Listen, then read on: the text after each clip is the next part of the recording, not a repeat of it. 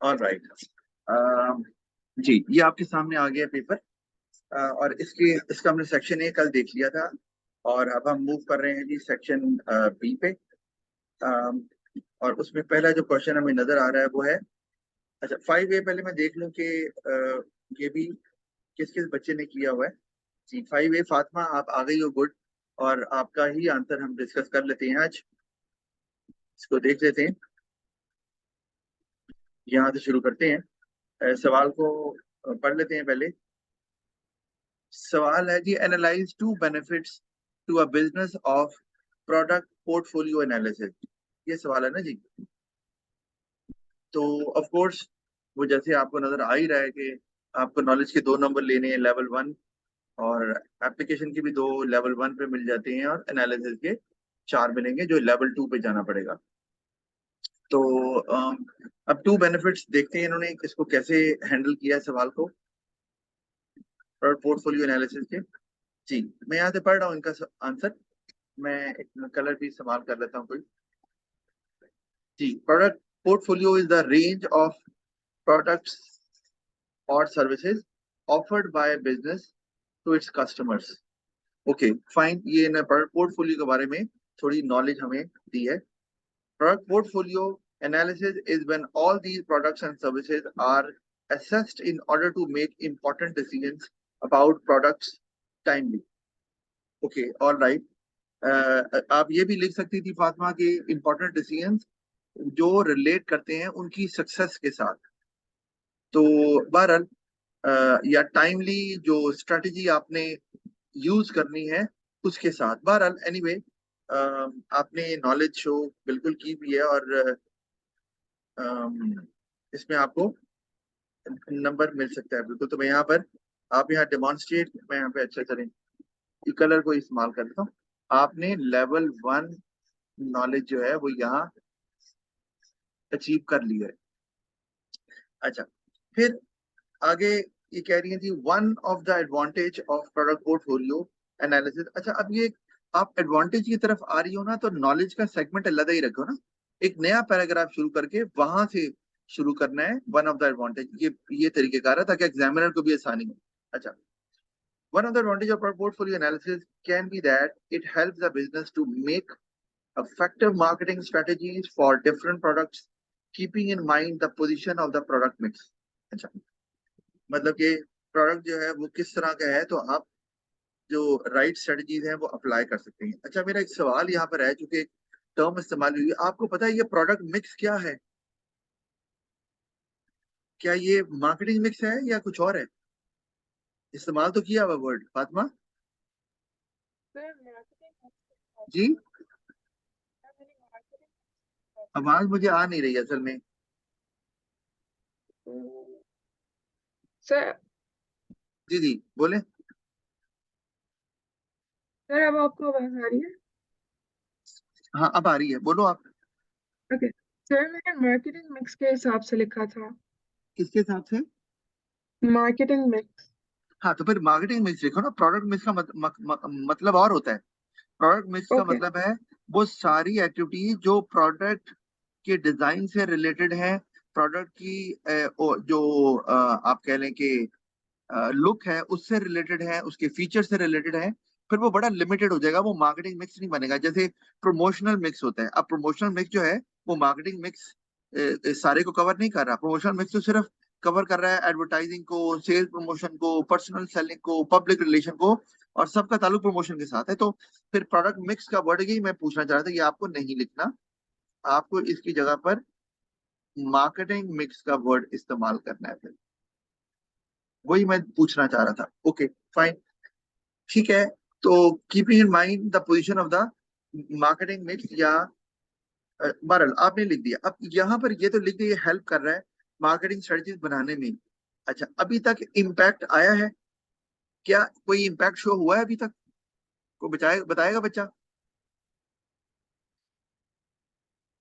Is there any impact shown up till now? No sir. No जी, बिल्कुल नहीं आया। और इसमें अगर मैं एडवांटेज की बात करूं तो इन्होंने जो पहला लिखा है, one of the advantage of portfolio analysis can be that it helps the business to make effective marketing strategies, ये लिखा ना उन्होंने फॉर डिफरेंट प्रोडक्ट्स, तो इसका मतलब है इन्होंने यहाँ पर भी लेवल 1 नॉलेज तो शो की है, राइट। अच्छा, अब आगे देखते हैं, क्योंकि ये सवाल जो है वो लेवल 1 नॉलेज का ही है, तो लेवल 2 ना भी हो तो वो फर्क नहीं पड़ता। अच्छा, बहरहाल अभी तक इम्पैक्ट नहीं आया कि बिजनेस पे क्या इम्पैक्ट आएगा प्रोडक्ट पोर्टफोलियो एनालिसिस का। मार्केटिंग स्ट्रेटजी बन गई, ओके। फिर आगे इन्होंने क्या किया, एग्जांपल शुरू कर दी, फाइन, चलिए ये भी देख लेते हैं। For example, Nestle has a large product portfolio with a lot of products on different stages of production, like newly launched different flavored yogurt and the successful old plain yogurt. अच्छा, मौजूद है। अच्छा, ये लेकिन है ये योगर्ट ही, fine, लेकिन all right, हम कंसिडर कर लेते हैं इसको, क्योंकि ये भी एग्जामिनर पोर्टफोलियो में कंसिडर कर लेता है। अच्छा ठीक है जी, आपने एक आप कह लें एप्लीकेशन शो की है, फाइन। अच्छा, as the plain yogurt is already well known and has a good customer base, Nestle does not have to focus on promoting it. ठीक है, that much at the moment, and should focus on the newly launched product by introducing different advertisement and promotional activities. अच्छा, तो अब ये वो नया launch हुआ, ये पता कैसे चला, तो ये लिखना है ना साथ कि अगर नेस्ले जो है ना does not have to focus on promoting it that much at the moment, तो ये पता कैसे चला, ये पता चला प्रोडक्ट पोर्टफोलियो एनालिसिस से। तो ये लिखना है ना, ये बात जो आपने लिखी नहीं है, बात सही कर रही हो, लेकिन ये आपको लिखने की भी जरूरत है ना, क्योंकि सवाल तो प्रोडक्ट पोर्टफोलियो एनालिसिस का है ना। तो with the help of product portfolio analysis, मैं यहाँ पर ऐड कर देता हूँ, यहाँ पे यहाँ आ जाएगा, so with the help of product portfolio analysis। अब बात बनती है ना, क्योंकि सवाल आप सवाल पे गौर करो तो सवाल तो प्रोडक्ट पोर्टफोलियो का ही आ रहा है ना, ये देखें प्रोडक्ट पोर्टफोलियो एनालिसिस, तो फोकस वही है, तो ये लिखना जरूरी है ना यहाँ पर। तो जनरल नहीं कह सकते कि अच्छा उस पर नहीं काम करेंगे, क्यों नहीं करेंगे, एडवांटेज तो प्रोडक्ट पोर्टफोलियो एनालिसिस का बताना है।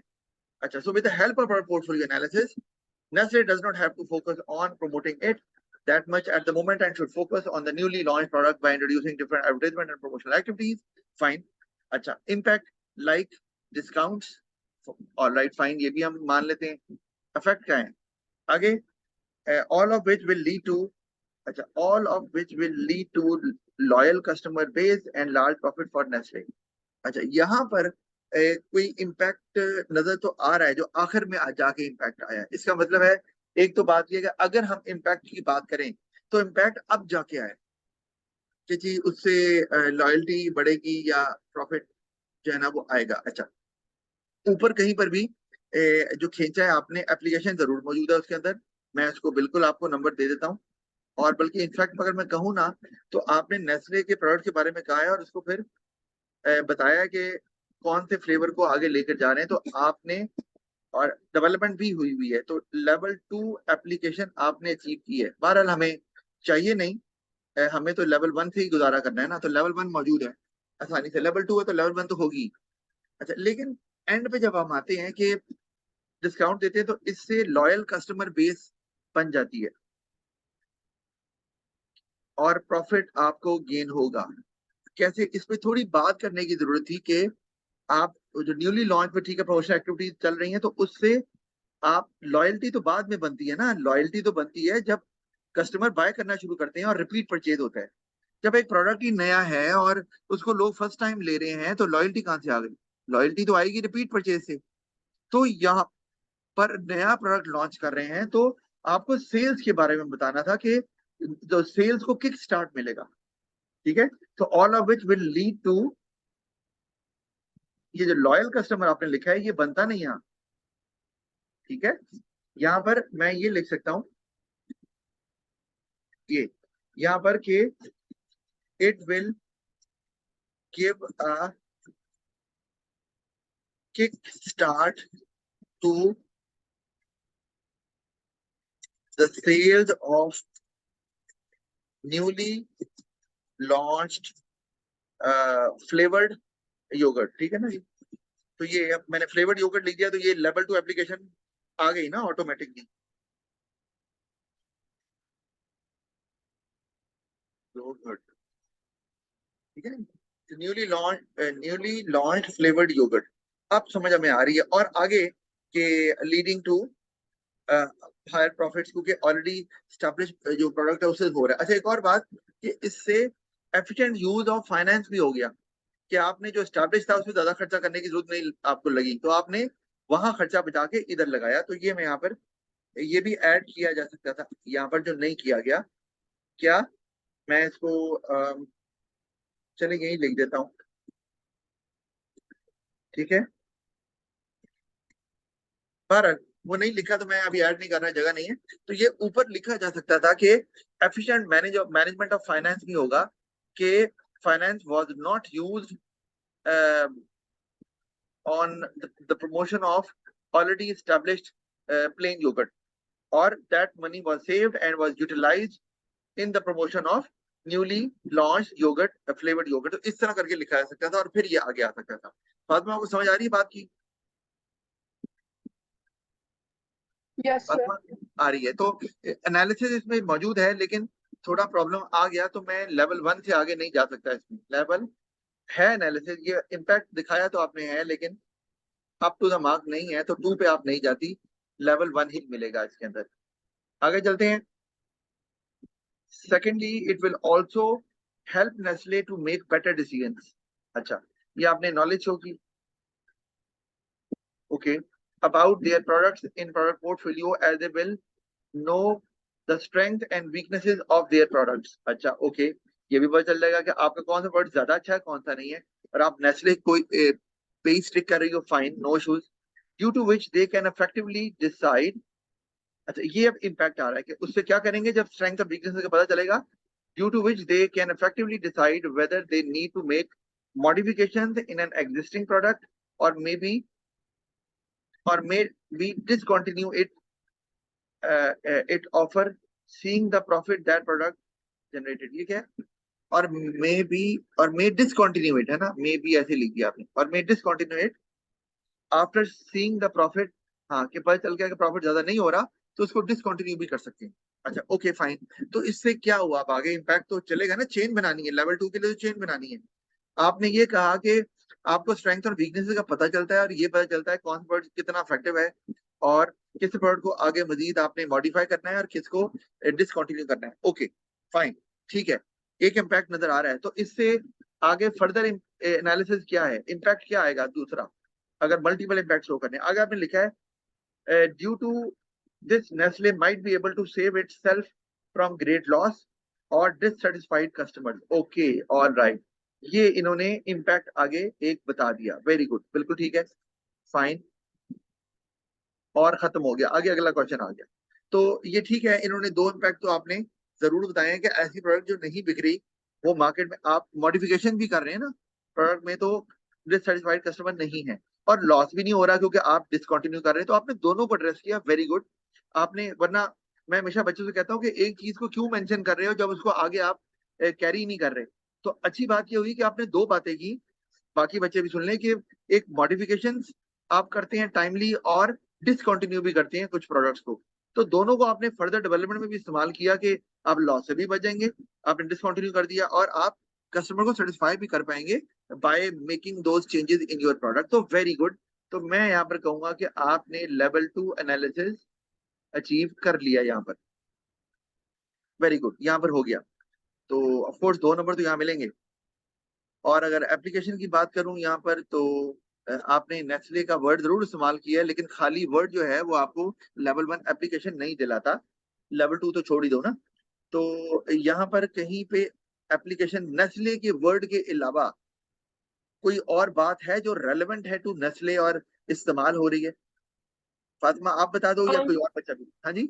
सर नहीं है, बट मैंने जानबूझ के इसलिए नहीं यूज की थी क्योंकि आपने कहा था कि हमें हर एक चीज को एक ही दफा उसको मतलब मीट करना होता है, तो मैंने एप्लीकेशन को ऊपर कर लिया हुआ था मीट, इसलिए मैंने हाँ, दोबारा इतना मेंशन नहीं किया।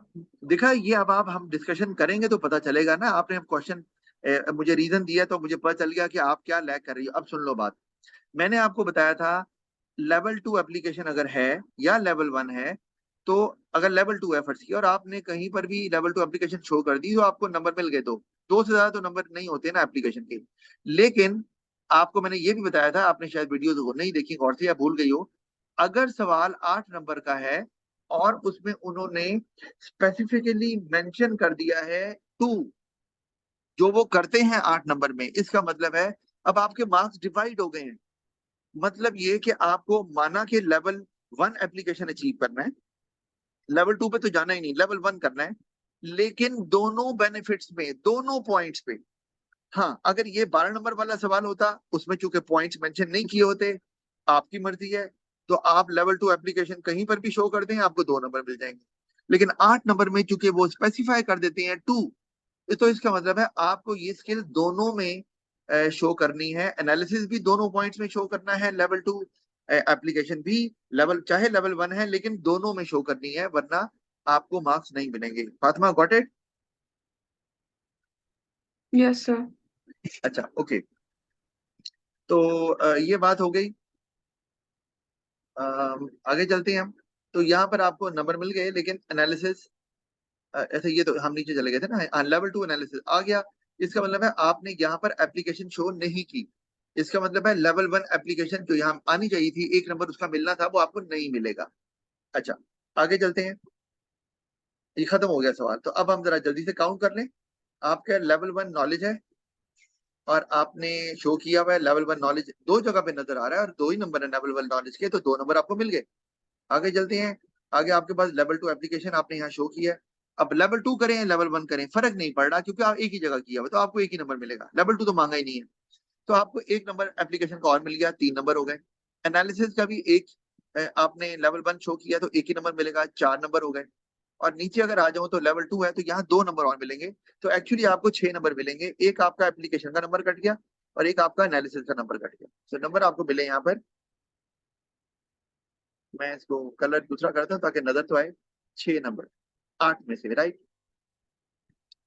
किसी और बच्चे को समझ ना आ रही हो कि सबर इतने नंबर कैसे आ रहे हैं, ये क्यों कट रहे हैं, तो मुझे बता सकता है, क्योंकि दिस इज वेरी इंपॉर्टेंट। और मैंने आपको बताया था कि मेरे पास अब जो फरवरी मार्च 2023 का पेपर है वो आ गया है। जैसे मैंने आपसे कहा था कि मैं उसको देख रहा था, आ गया है। और वो हम उसको जरूर आने वाले दिनों में पूरे पेपर को देखेंगे, P1 और P2, क्योंकि वो बहुत इंपॉर्टेंट है हमारे लिए, क्योंकि हमारे पास सिर्फ वही एक एक्चुअल पेपर है जो कि CI वालों ने दिया है बच्चों को।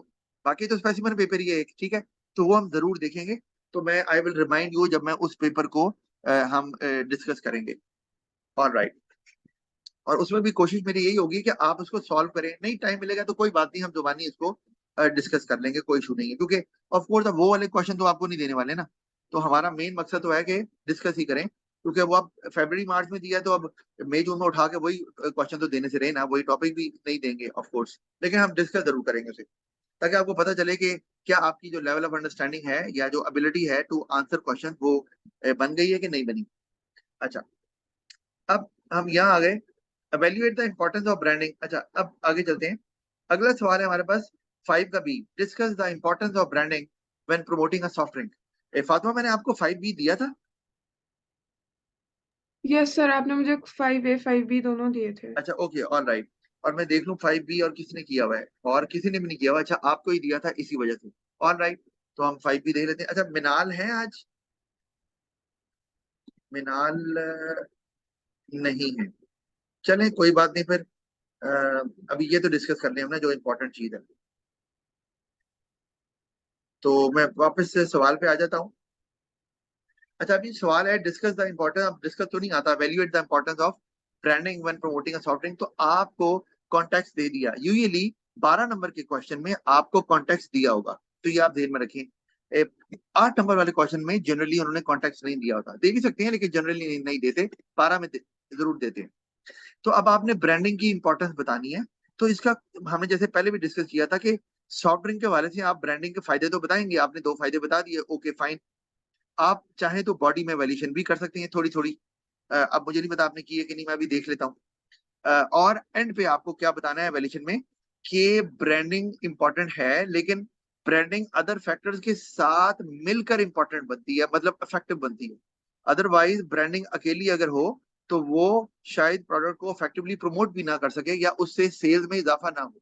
तो इस तरह करके वैल्यूएशन बन सकती थी, क्योंकि आपको पता है कि सॉफ्ट ड्रिंक में और भी चीजें इंपॉर्टेंट है। जैसे मैं कहता हूँ ब्रांडिंग बहुत अच्छी की आपने, ठीक है, लोग जानते भी हैं लेकिन टेस्ट नहीं अच्छा। एग्जाम्पल दे रहा हूँ, तो टेस्ट नहीं अच्छा तो सॉफ्ट ड्रिंक लोगों ने क्यों लेनी है? जितनी मर्जी मशहूर हो लोग नहीं लेंगे ना। तो ये इस किस्म की चीज हम अदर फैक्टर्स को यूज कर सकते हैं इन आर वैल्यूएशन। अच्छा, अब सवाल को देखते हैं जी। ये इन्होंने सवाल अटेम्प्ट किया है, इसको देखते हैं। अच्छा, शुरू करते हैं। Brand is a unique name given to a product that distinguishes it from others same type of products in the market. Okay, fine. बिल्कुल सही आपने बात की है। For example, soft drink is the product and Sprite is a brand. Okay, very good. बहुत अच्छी बात की आपने। When it comes to promotion of a soft drink, branding can be one of the important factors, as the soft drinks market is a competitive market with a lot of direct competition. Okay, समझ आती है बात की। अब यहाँ तक मैं भी रुक जाता हूँ। पहले हम जरा देख लें कि इन्होंने कौन कौन सी स्किल शो की है।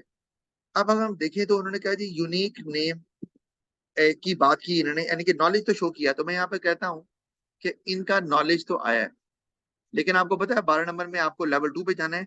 तो मैं अभी ये जो डेफिनेशन इन्होंने दी ये लेवल 1 है, लेकिन क्या इसको कैरी ऑन किया आगे इन्होंने कि नहीं, वो मैं आपको दिखाने लगा हूँ।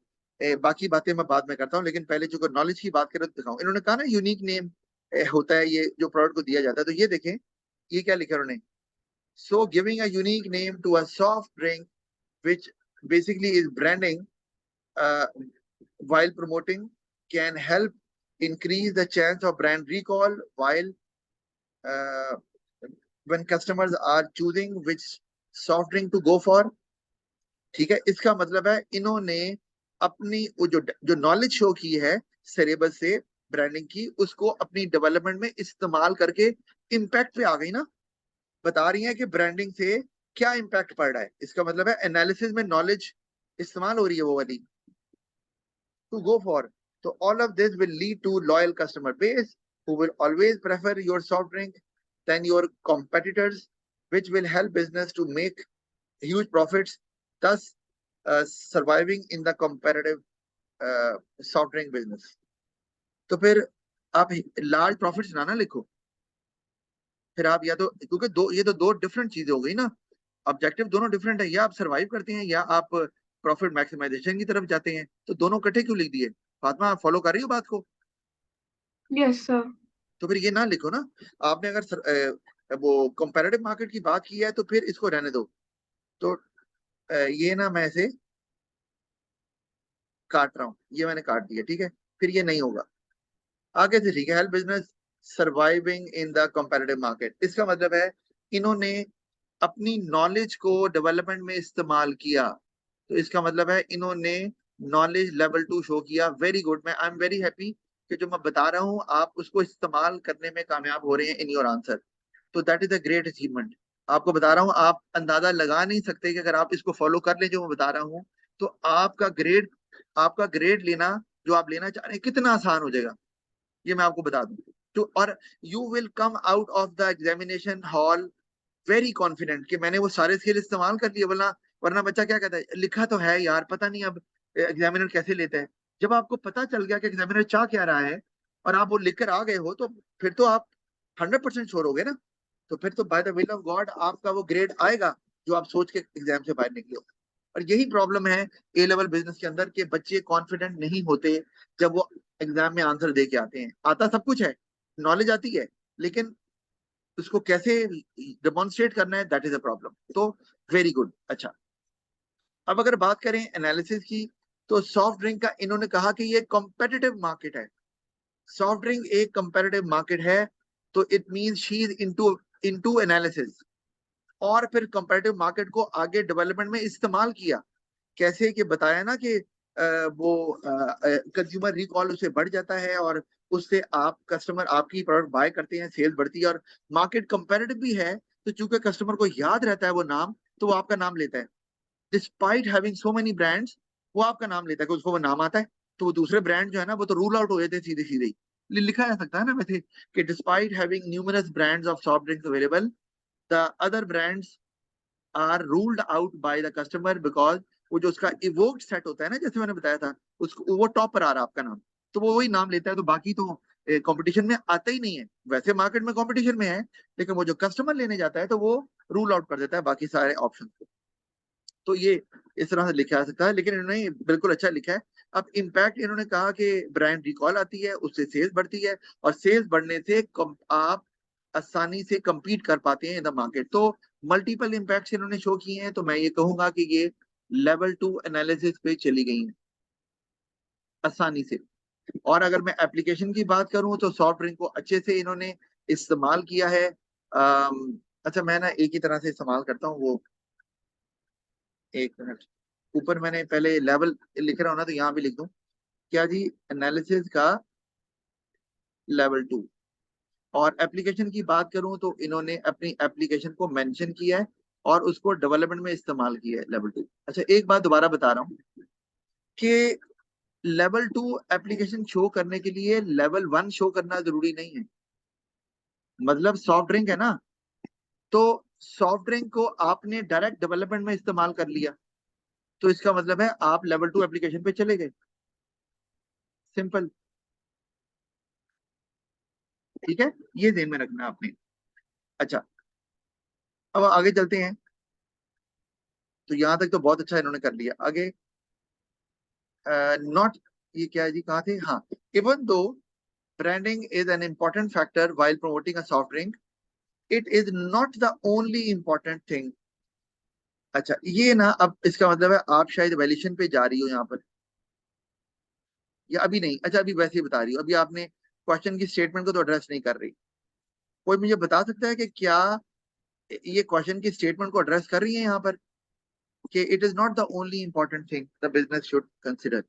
अगर हम ऊपर देखें, जरा गौर करते हैं सवाल पे, evaluate the importance of branding when promoting a soft drink, तो ये एड्रेस हो रहा है।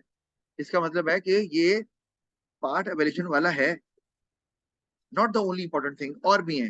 अच्छा और क्या है, creating a USP for the product is also very important. उन्होंने कहा जी, बता दिए, जस्टिफाई कर रहे हैं कि ये अकेला इंपॉर्टेंट नहीं है, और भी चीजें इंपॉर्टेंट है, जैसे कि आपका कोई यूनिक सेलिंग पॉइंट। अच्छा अब यूनिक सेलिंग पॉइंट जो है वो तो ब्रांडिंग भी होती है, फातिमा नहीं होती, यस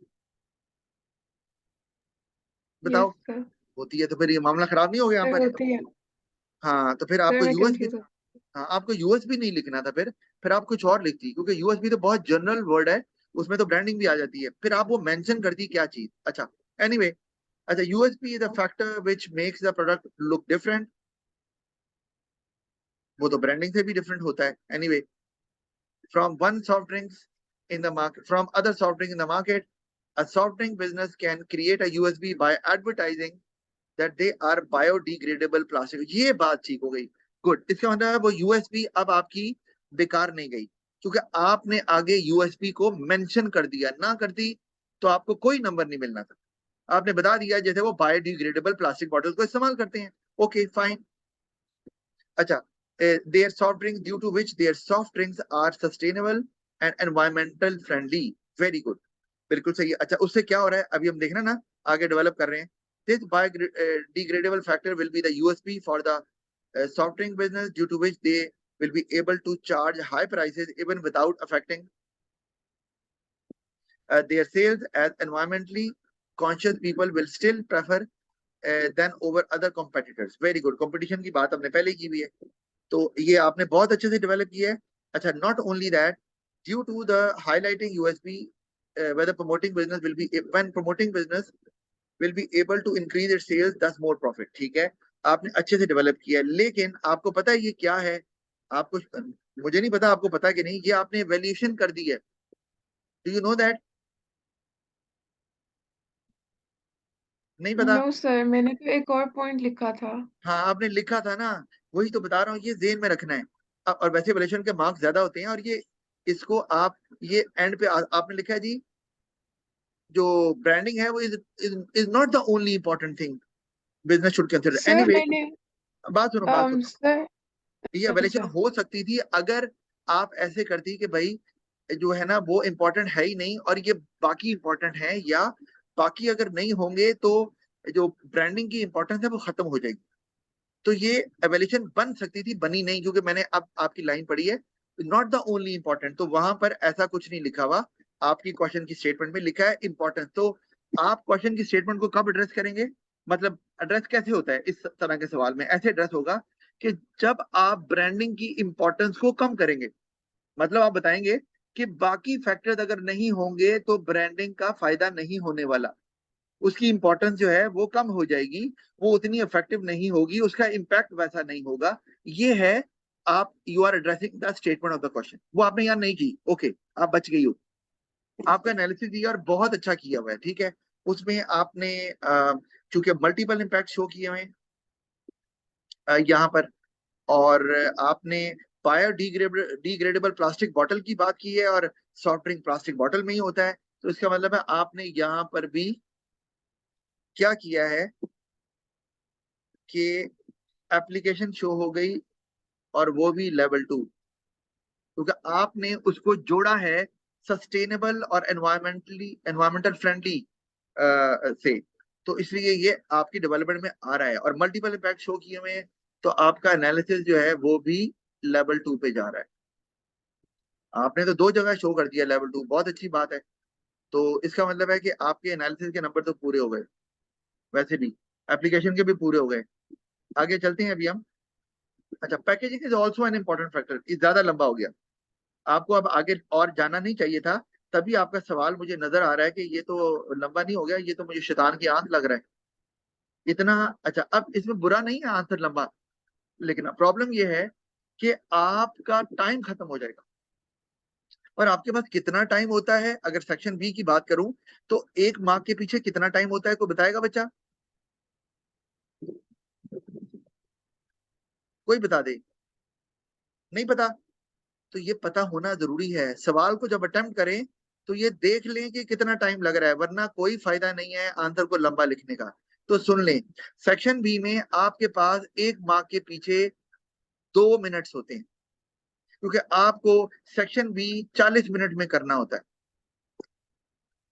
2 मिनट्स, जी मलाइका बिल्कुल सही है। तो आपको लग रहा है कि आपने ये 12 नंबर का क्वेश्चन 24 मिनट में किया है? क्यों फातिमा, बताओ, किया है? सर मुझे लगता है मैंने कर लिया था। कर लिया था तो फाइन, अगर आप कर सकती हो तो इट्स ओके, अदरवाइज अवॉइड करें, क्योंकि जरूरत नहीं है। क्योंकि अगर मैं अभी पढ़ता हूँ, नीचे पढ़ूंगा जरूर, क्योंकि हमें फायदा हो रहा है। आप जरा गौर करो, 12 में से आपको नंबर कैसे मिल रहे हैं। नॉलेज के लेवल 2 मिल गए। अच्छा, मैंने आपको बताया था ना, एक तीर से 2 शिकार, एक मुहावरा है, तो यहाँ पर तो एक तीर से 3 3 शिकार हो रहे हैं। कैसे? आपने डेवलपमेंट की तो उसमें नॉलेज भी आ गई, क्योंकि शो की, एप्लीकेशन भी आ गई लेवल 2, और एनालिसिस भी आ गया लेवल 2, तो ये है एक तीर से 3 शिकार। आज से बिजनेस के लिए ये मुहावरा फर्क हो गया, और आप कर सकते हैं, यही बेस्ट तरीका है करने का। अच्छा, अब आप देखें तो आपने नॉलेज के 2 नंबर लिए, 2 मिल गए, लेवल 2 पे गए, एप्लीकेशन लेवल 2 पे, ये भी 2 नंबर मिल गए, एनालिसिस लेवल 2 पे, और नीचे भी गए हैं आप लेवल 2 पे, एप्लीकेशन भी है, तो आपको 6 नंबर ऑलरेडी मिल चुके हैं।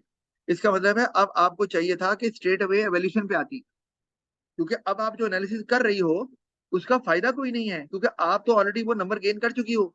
तो अब क्या फायदा ये करने का जब नंबर 0 ही मिलने हैं। Fatima, are you getting my point? Yes sir, but sir 12 marks वाले क्वेश्चन में एटलीस्ट 3 पॉइंट्स नहीं लिखते हैं या नहीं लाइक लिखना, दो। नहीं नहीं, नहीं करना ना, वही तो बताना चाह रहा हूँ। आपको आप देखो, 3, अच्छा 3 लिख दिया आपने, चलो मान लेते हैं आपने 3 लिख दिए, तो उसमें क्या वैल्यूएशन हो रही है, बताओ, 3 पॉइंट में वैल्यूएशन कर रही हो? No sir. नो। तो फिर आपके वैल्यूएशन के नंबर 6 हैं, बाकी चीजों के नंबर 6 हैं, तो आप जितना मर्जी कर लो, नंबर तो 6 ही मिलने हैं। तो ये जी। बिल्कुल गलत, मैंने तो कभी नहीं बताया कि 3 पॉइंट लिखने हैं। आपने खैर खुद से ज्यूम कर लिया है, तो ये वेस्टेज ऑफ टाइम है, याद रख लें, इसका कोई फायदा नहीं है। तो हाँ, फायदा तब है अगर आप पॉइंट्स के दरमियान में, अगर आपने 3 पॉइंट लिखने ही हैं, उनके दरमियान आप एवोल्यूशन इन द बॉडी भी कर रही है, जैसे मैंने बताया था कि आप आर्गुमेंट के बाद एक क्वेश्चन रेज करते हैं कि नहीं, ऐसा नहीं भी हो सकता, और क्वेश्चन की स्टेटमेंट को एड्रेस करते हैं, फिर ठीक है, क्योंकि उसमें आप पॉइंट तो 3 लिख रही हैं, लेकिन उसमें आपकी एवोल्यूशन भी काउंट हो रही है। जब आप हर आर्गुमेंट के बाद जो है ना वो क्वेश्चन करते हैं अपने आर्गुमेंट को, फिर तो हो सकता है, लेकिन वो आपने यहाँ किया नहीं हुआ, तो फिर फायदा नहीं है, सर तो फिर मुझे जी। सर मुझे इवैल्यूएशन इन द बॉडी में थोड़ी कंफ्यूजन हो रही थी, मुझे इसकी समझ नहीं आ रही थी। मैं अपने इस वाले क्वेश्चन में फॉर एग्जांपल कैसे कर सकती हूँ? अच्छा, कैसे कर सकती थी? अच्छा, ये मैं आपको अभी बता देता हूँ। ये आपने अच्छी बात पूछी है, और जरूरी नहीं है कि आपने वैल्यूएशन बहुत लंबी चौड़ी करनी है, एक दो लाइनें भी लिख देंगे ना तो आपके वैल्यूएशन के मार्क्स गेन तो होना शुरू हो जाएंगे ना एटलीस्ट। जैसे कि मैं आपको बताता हूँ कि आपने ब्रांडिंग की इंपॉर्टेंस बतानी है, तो आपने अगर इनमें से कोई एक आर्गुमेंट बताया ब्रांडिंग का, जैसे कि ब्रांड रिकॉल, ठीक है, आपने कहा I believe this is the most important factor which actually आपके लिए expresses the importance of the branding of a soft drink। अब आप क्या करें, किस वजह से? कि कंपटीशन की वजह से, and to reduce the competition despite having intense competition, this factor might be the most important one. जब आप ये कह रही हो, आपने क्या किया, अपने आर्गुमेंट को सपोर्ट किया बता कर, ये वैल्यूशन है, चाहे आपने एक या दो लाइन लिखी है। अच्छा, आप ये भी कर सकती हो साथ में, अगर मैं एक और तरीका बताता हूँ, एक दो लाइनों में आपने एक आर्गुमेंट बताया यही वाला ब्रांडिंग का कि ब्रांड रिकॉल हो रहा है, और आपने नीचे लिख दिया I believe it might not be the most important factor that highlights the importance of branding for brand recall। ठीक है, लिखा, ये वैल्यूशन है। बिकॉज आपने कोई बात बता दी कि ब्रांड रिकॉल, आप ये हम लिख रहे हैं कि ब्रांड रिकॉल, जैसे मैं एग्जांपल दे रहा हूं, brand recall only plays a pivotal role when people distinguish between brand and product। when brand recognition is low, इसका मतलब है लोग ब्रांड को देखते ही नहीं है, वो प्रोडक्ट कंसिडर करते हैं। टूथपेस्ट, चलो यार टूथपेस्ट ले आते हैं जाके, तो टूथपेस्ट तो कोई भी उठा लेंगे। सॉफ्ट ड्रिंक यार कोई भी उठा लो, दे दो यार जो जो पड़ी हुई है, तो वो तो कोई भी उठा लेंगे। तो इसका मतलब है ब्रांड, इस अगर ऐसी मार्केट है जहां ब्रांड